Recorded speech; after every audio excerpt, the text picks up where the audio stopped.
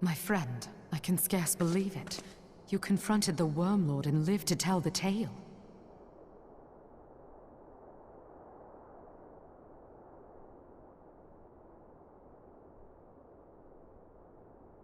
I give thanks to Helone for your preservation. It is our sole cause for gladness.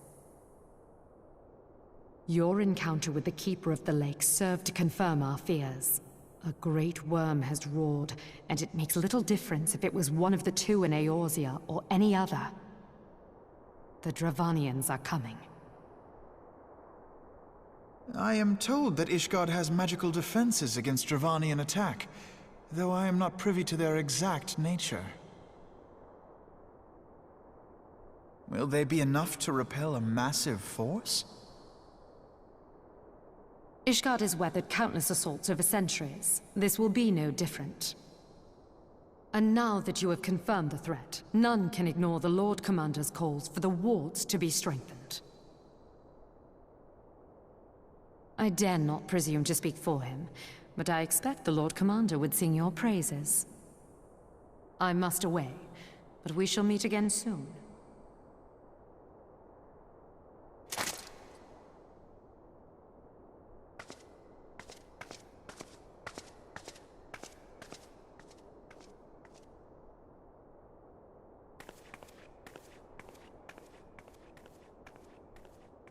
Countless assaults weathered, and this will be no different? Why am I not convinced?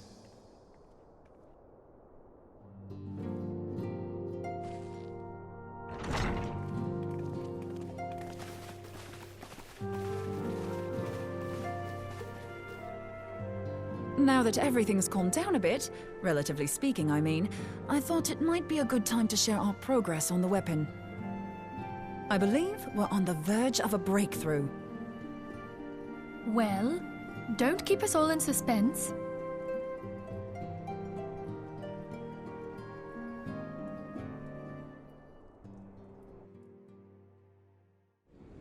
Just in case anyone's forgotten, let's start by reviewing what we already know. So, an Ascian is an immortal because its soul doesn't return to the ethereal realm when its host is defeated. Instead, it flees to the place that lies between our world and the Void. Therefore, the first step to permanently defeating an Ascian is preventing its soul from making this journey. And if you recall, when we last gathered here, I had verified that white auracite has adequate capacity to entrap the beings, albeit only briefly. Which left the small matter of their extermination. Aye. To unmake an Ascian soul, one must needs smite it with a concentrated burst, or blade, of purest ether. However, we wanted for both the data and the means to forge such a weapon. Short of experimenting on an actual Ascian, you see, there's no way to gauge how much ether its soul is made of. As such, we don't know what etheric density our blade needs to have in order for it to work. So we'll just have to make the densest blade we can and hope for the best. Though that would require a lot of ether. Hang on a minute! Why didn't we think of this before? White auracite can hold an absolute heap of ether, can't it? Please tell me you're joking. God's sakes, Ida. I feel as though I'm reliving the same scene over and over with you. How many times do you need to be told that white auracite cannot store ether for long periods? Being intangible matter, ether is given to dispersion. Only in its crystallized form is it a stable source of energy. I will test you later on this, so see to it you do not forget. Right, yes. It's all coming back to me. So our hopes rest on good old crystals again, do they? While they are certainly reliable, they leave something to be desired in the area of portability. Indeed.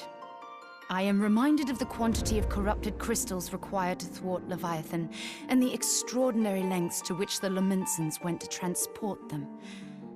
What if it should prove that a similar quantity was needed to destroy an Ascian's soul? Or still more? I do not envy the poor sod who has to lug all of that around on the off chance that an Ascian appears. That's the very problem we set out to solve, and I reckon we've found the answer. If it isn't practical to lug around the ether we need, we'll just have to draw upon another source. And the only viable source is the land. If you mean to tap the Great River of Ether, know that it will entail considerable risk. Meddling with the currents may well induce a surge like to the one which despoiled Mordona. Give me a bit more credit, will you? Why would we need to tap the river when there are veritable reservoirs jutting out all over the land? I speak of corrupted crystals. It might be that their aspect is out of balance, but a crystal's a crystal. It contains ether, and we can help ourselves to it. While corrupted crystals are indeed abundant, there is no guarantee that they will be in close proximity at a crucial moment. But what if we don't need them to be? What if we could tap their power from afar? A malm away, say? If we could do that, we'd have ready access to ether aplenty in almost every corner of Eorzea.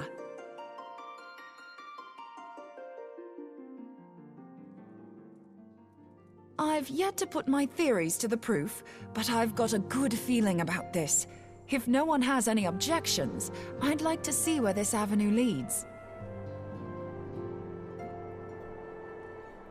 If you think it worth your while, you have my blessing. But tell us, what are your theories? I, for one, am most eager to understand the process, however vaguely. I thought you might say that, but no one wants to listen to boring old theories all day, do they? I know I don't. So with your permission, I'd like to try something a bit more hands-on. I've already built an etheric siphon especially for this purpose, and I've been meaning to try it out. Thing is, the profusion of corrupted crystals in Mordona makes it something of a high-risk testing ground. If anything goes awry with the siphon, it would be better if it didn't happen within spitting distance of quite so much ether. Ideally, I need an isolated specimen. Does anyone know where I can find one? May I suggest northern Thanalan? There you will find corrupted crystals of middling size, standing a reasonable distance apart. Ideal for your needs, I should have thought. Oh, and if you do elect to visit the place, I should be much obliged if you would assist me in another matter while you are in the area. Has something happened? Movement has been observed at Castrum Meridianum. During Operation Archon, the Alliance dealt the stronghold a heavy blow. Its facilities were extensively damaged, and its garrison reduced to a fraction of its former strength. Not long after our forces withdrew, however, their ranks were replenished by reinforcements from Castrum's sentry. They now seek to rebuild, and to this end they have their sights set upon the ceruleum processing plant. Having lost the Empire's support, the 14th Legion lacks the resources to sustain itself. To them, this is a bid for survival, and they will doubtless fight like desperate men. Though I have dispatched the Crystal Braves, I fear their strength alone may not suffice to stay the Imperial assault. I would request the Scion's aid in the defensive effort. If I didn't know better, I'd say you were trying to inveigle us into fighting your battle with the promise of shiny crystals. Well then, consider me inveigled. I won't lie, the crystals you speak of sound perfect, so the Garleans have to go. Besides, we can't afford to beat about the bush. There's no telling when the Ascians will next appear. Thine eagerness to hurl thyself into the jaws of danger cometh as little surprise. Exercise due caution, I prithee. Though you have become a Crystal Brave, you are yet a Scion, Alphino. We could hardly refuse you. Pray, join the Crystal Braves and lend them your support. Thancred and Papalimo shall accompany you.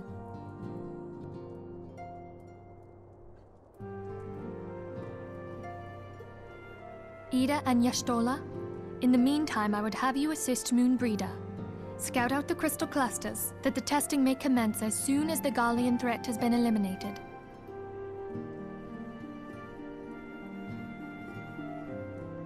If it please you, I shall continue mine own experiments on white aurosite. Thank you, Urianger. Everyone, pray see to your preparations and depart as soon as you are able. Go well, and be safe.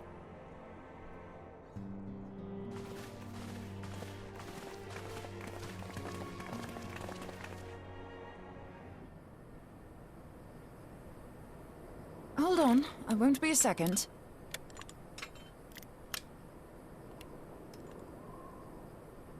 The beast seemed peckish, so I gave it a taste of my axe.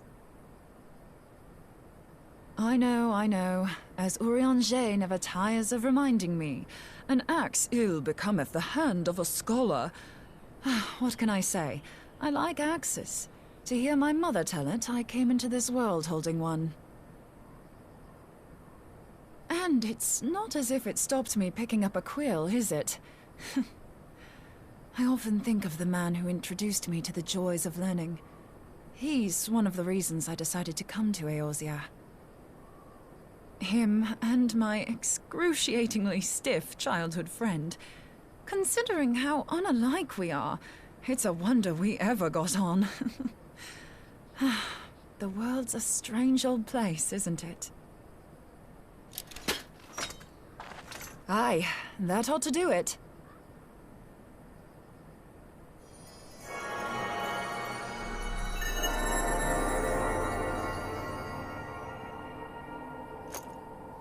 So far, so good. At these concentrations, it shouldn't matter too much if something goes awry. Just enough ether to make it interesting. Did you see that? The way the crystal glowed? The siphon works, I'm happy to say. With a few refinements, it should satisfy our appetite for ether, which just leaves the small matter of forging our blade. I'm not sure how to go about it just yet, but I swear to find a way. I'll put a blade in your hands if it's the last thing I do.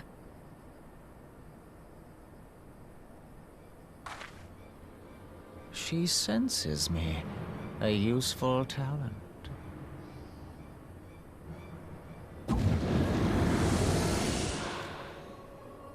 An Ascian. Are they onto us? By your brand, I see you are an Archon of Garlean, keeper of knowledge, seeker of truth, meddler. I don't know what the hell's you're saying, but I don't much like your tone. Your instincts serve you well. But come, be not unsettled on my account. That lovely brow was not made for frowns. But I waste my breath. Let me direct my words to one who understands them. We meet at last, warrior of light. I am Nabriales. And you have long been a thorn in my side. I suffered the overweening presence of La Habrea that men might host the power of gods, only for you to undo my hard work.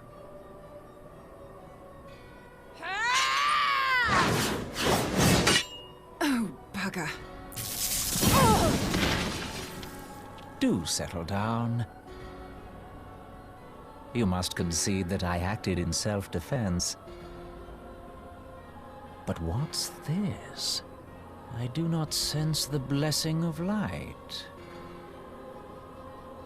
Oh, dear. Could it be that frail Hydaelyn has forgotten her champion? This I did not foresee. Shorn of light as you are no longer a threat. And better yet, the seal is broken.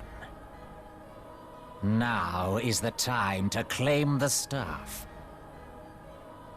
With it in my grasp, I shall rise above them all and take my place at Lord Zodiac's right hand.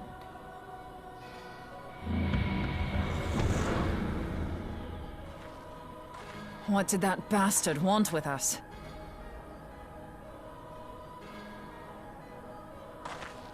Nobrialis, he calls himself. With charm like that, I'll bet he has maidens falling at his feet, unconscious. But this staff, you say just talking about it had the bastard grinning like a brat on his name day.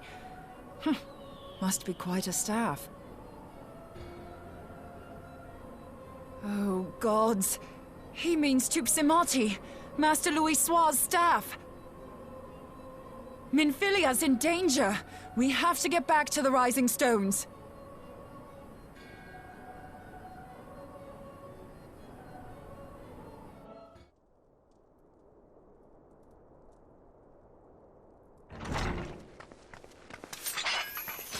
You two.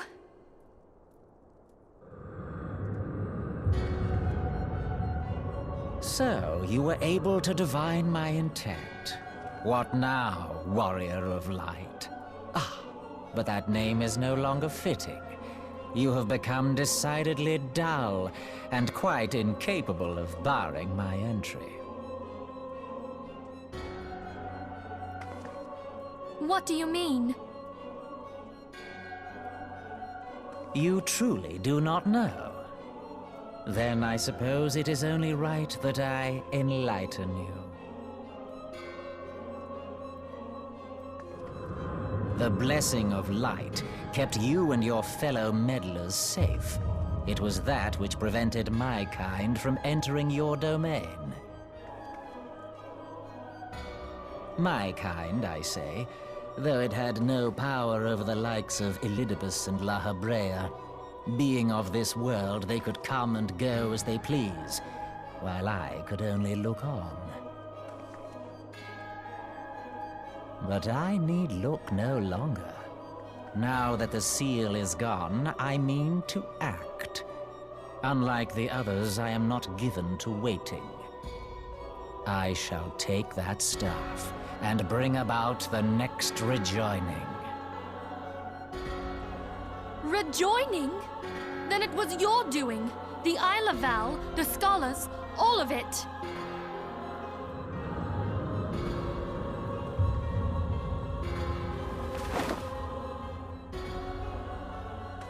You will not harm her!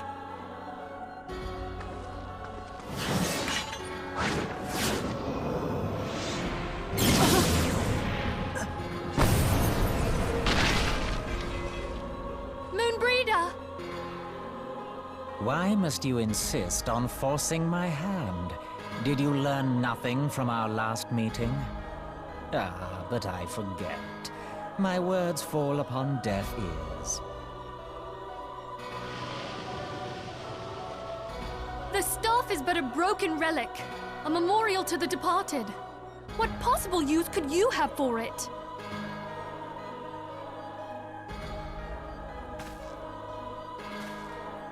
What use?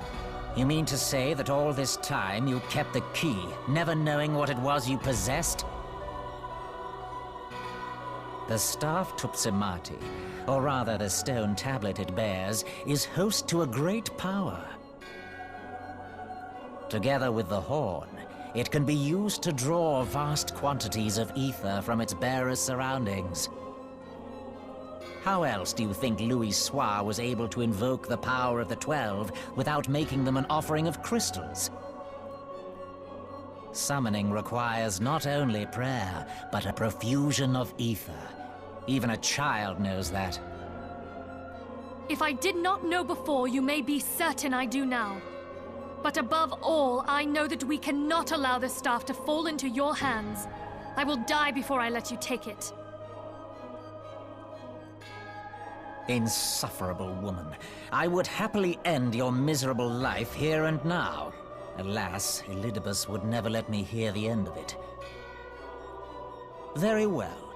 If you will not part with the staff, I will take you too.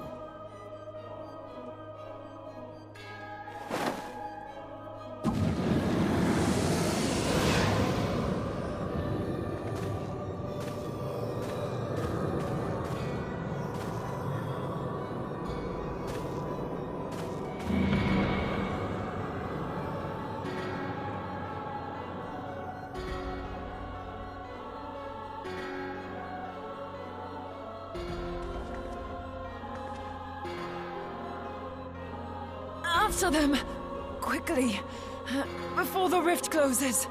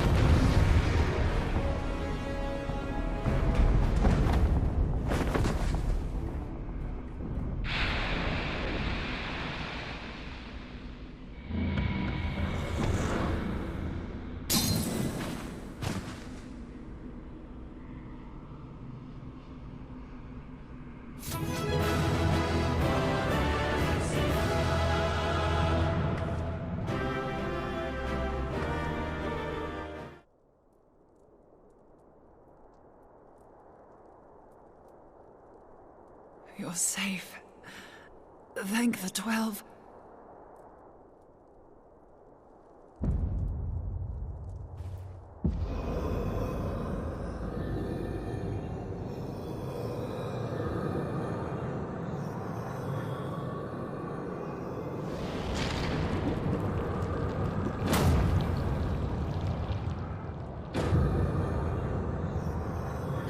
You may have bested me this day, but what of the next? What of all the days to come?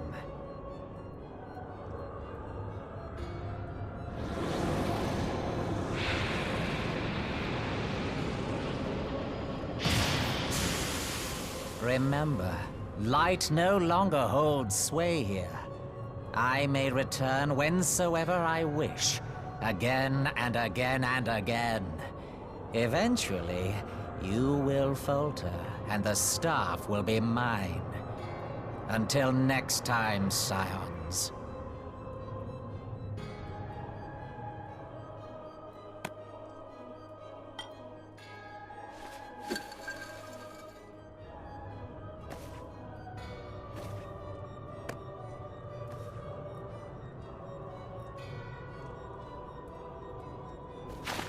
There will be no next time. This is the end.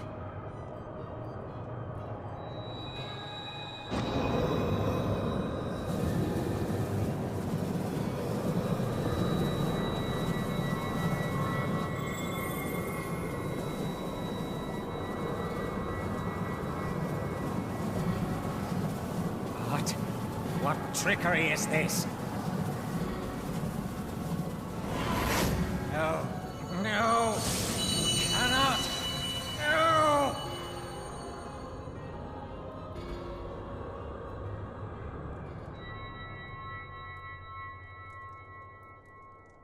Use Tup Samati to gather ether.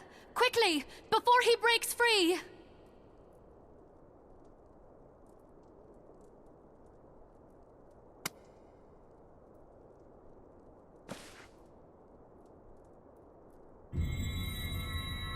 Concentrate! Call to mind the time you struck down La Habrea with the Blade of Light.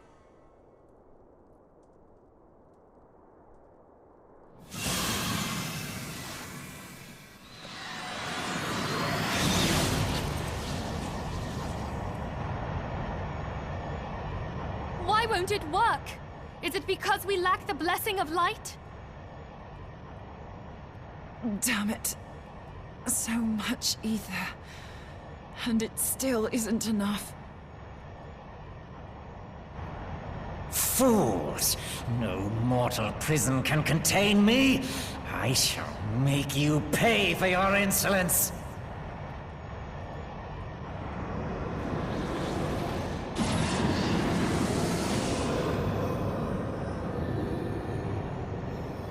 Please, Mother Heidelin, hearken to our plea. Lend us your divine light.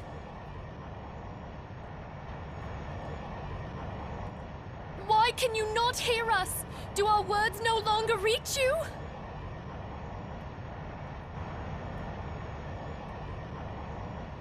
If only we had a bit more ether.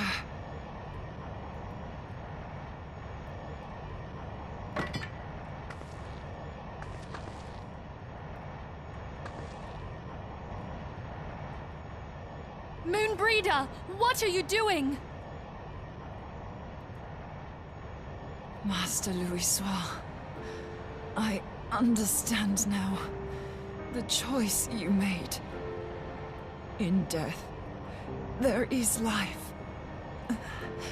Farewell, Urianger. You daft old coot.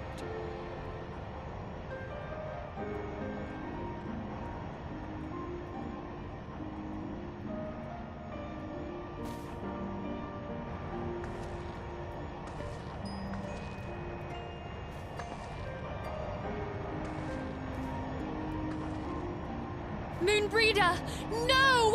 You mustn't!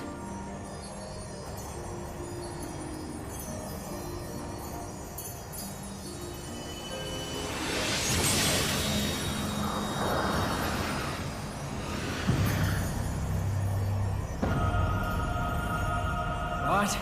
No! It cannot end! I am eternal! I am immortal!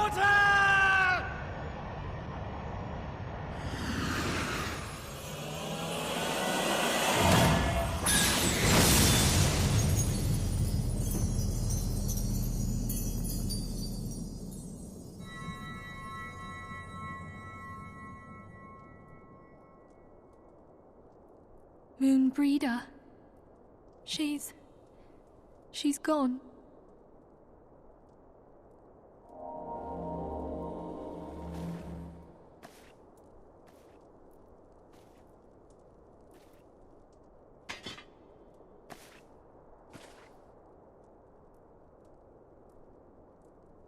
You did it, my friend. The Ascian is dead.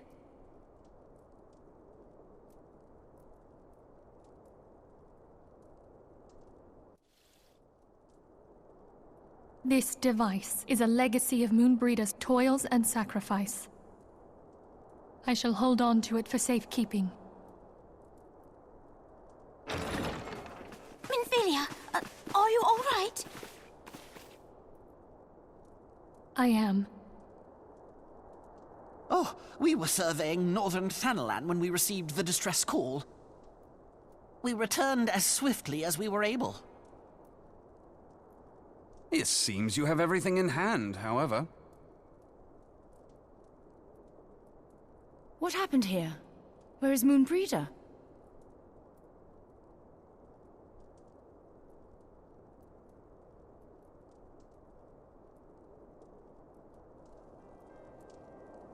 She gave her life to temper the Blade of Light. I have no words. Rather than await the inevitable, she took her fate into her own hands. Does Urianger know?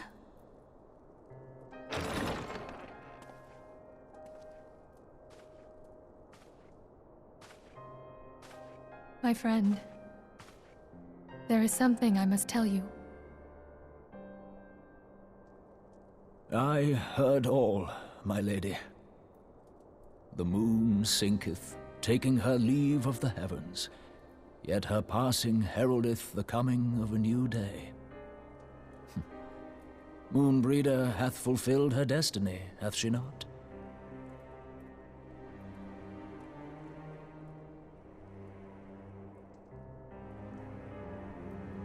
Long ago, far across the seas in the Garlean motherland, Moonbreeder and I did study under the sage tutelage of Master Louisoix. Full oft did he impress upon us that knowledge existeth to serve the greater good. This sentiment, however, was contrary to the nation's policy of neutrality, which censured intercedence in the affairs of foreign lands.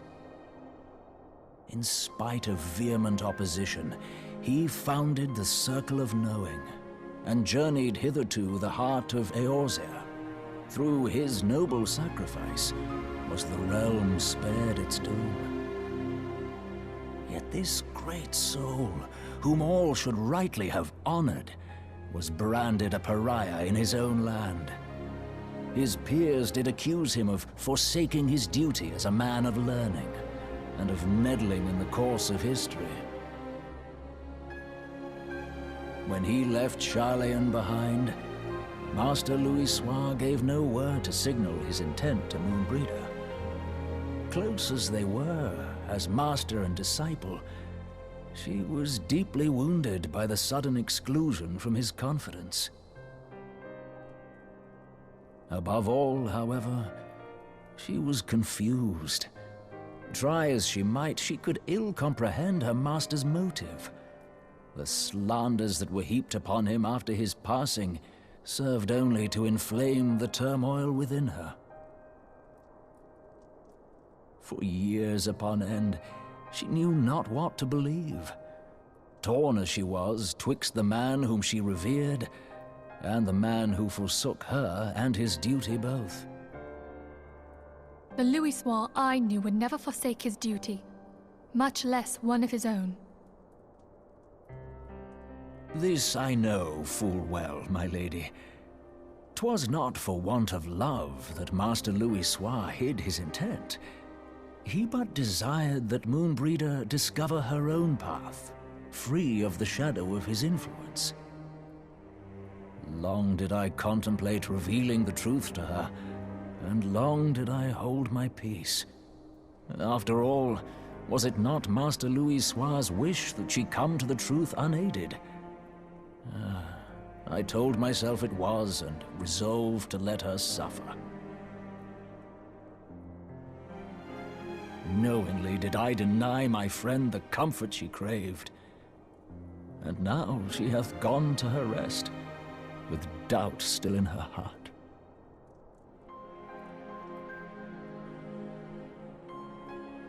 Speakest thou in earnest?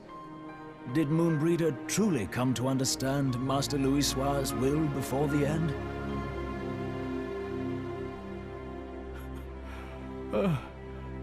The realization hath set her free.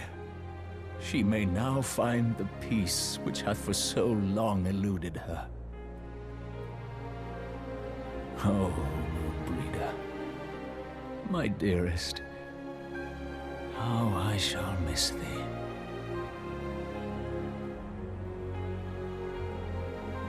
Moonbreeder gave her life that we might possess the means to defeat the Ascians. Her sacrifice must not be in vain. Let us continue her work on the Blade of Ether and see it to completion. My lady, I would mourn Moonbreeder in mine own way. I beg your permission to return to the Waking Sands.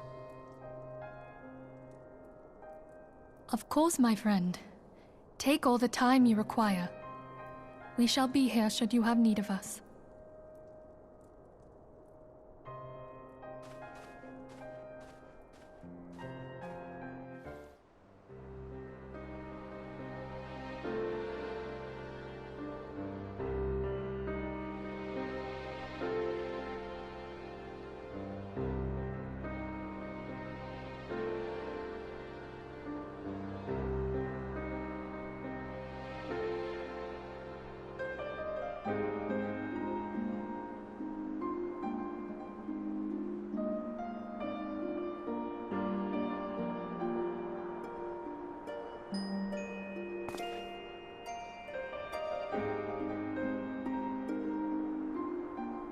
Forgive me, Moonbreeder.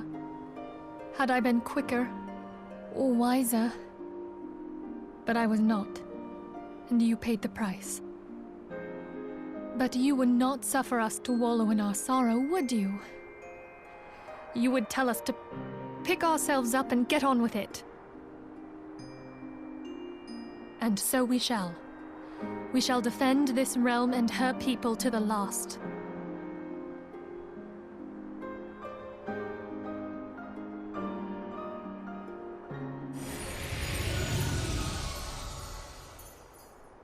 Life for death, a fair exchange. Other bargains will be struck.